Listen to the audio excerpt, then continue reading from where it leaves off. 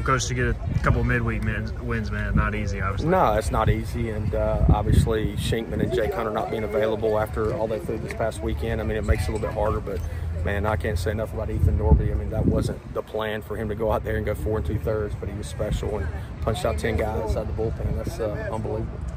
You know, when you talk about him going 4 2/3, but when you put him in the 5th, that's a tough spot. You know, 1 out, a couple guys on, and just to get out of that and you guys score in the bottom of that inning. I mean, how big is that? It's huge. You know, he hadn't been in that situation before as far as, I guess he came in to face a lefty when we played North Carolina here, but they pinch hit the righty, and of course he got a 2-0 count and the righty got a swing off. But that's the way he pitched in the fall most of the time and in the preseason, and he's just regained his confidence, and I'm sure they thought it was a different pitcher from what they saw when he started at Old Dominion, because he was throwing the ball like 82 miles an hour, and tonight he was a lot of 88s. How big is it that he was able to close it down? I mean, they got a homer on him, a double, and then he just whatever.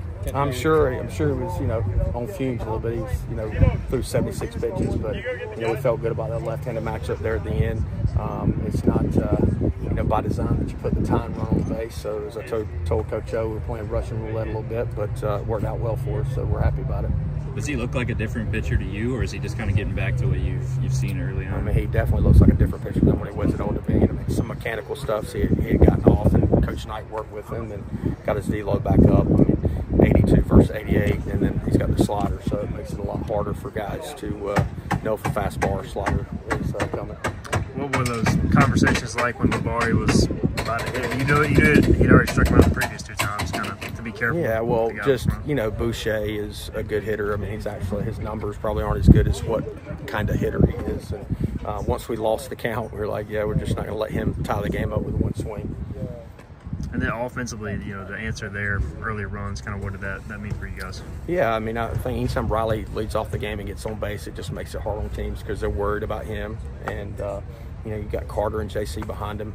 Thought Carter obviously put a good swing on the ball, and then JC fought a ball into the outfield with 2 strikes. And, you know, just that last run that we scored, Riley fights a double over the first baseman's head. And, you know, I don't know if Carter maybe's had 1 sack bunt all year, but he practices it every day, gets it down. And then JC's got 2 strikes infield in and just hits the ball the other way and drives him in. So that was a big run. How nice is it to be able to use Carter in that situation to bunt, just knowing you got the guys behind him that can get it done? Yeah, I feel pretty confident. I mean, we work on that stuff all the time with all of our guys to be able to do that. I mean, J-Dub is one of the best bunters on our team, and he's a catcher, so it just gives you different options. I mean, he put down a safety sack at FAU that was unbelievable. So Coach Palumbo works with those guys really hard, and they're able to execute.